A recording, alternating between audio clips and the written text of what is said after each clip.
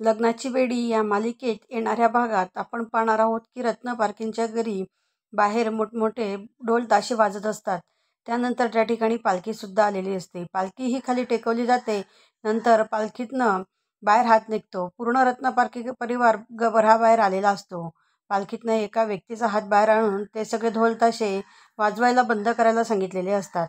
त्यानंतर सर्वजण बघत असतात की नेमकं पालखीत कोण आहे. त्यानंतर पालखीच्या बाहेर ती मुलगी जी येणारी आहे ती बाहेर पाऊल टाकते. ती पावलं बघून सर्वजण आश्चर्यचकित होतात. त्यानंतर ती तिचा चेहरा बाहेर काढते आणि सर्वांकडे अतिशय आनंदाने बघते. घरातील मात्र हे आश्चर्यचकित झालेले असतात की नेमकी ही कोण आलेली आहे. त्यानंतर सिंधू, रेश्मा ह्या सुद्धा विचार करू लागतात की ही कोण आहे. तेव्हा पिंकी ही राघवकडे बघून डोळा मारते आणि म्हणते की मी पिंकी आहे. इकडे पिंकी ही कृष्णाला सांगते की आपल्या सावीला गडचिरोलीमध्ये बघितलेलं आहे. तेव्हा गोदा मावशी म्हणते की सावी ही गडचिरोलीत गेली कसं काय.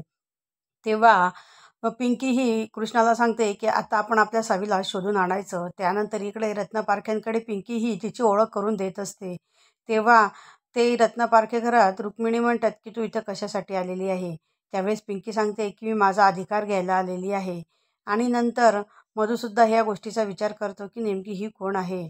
आता आपण पाहूयात की या सावीला शोधण्यात यशस्वी ठरणार का. असे भाग पाहण्यासाठी आमच्या चॅनलला लाईक करा, शेअर करा आणि सबस्क्राईब करा.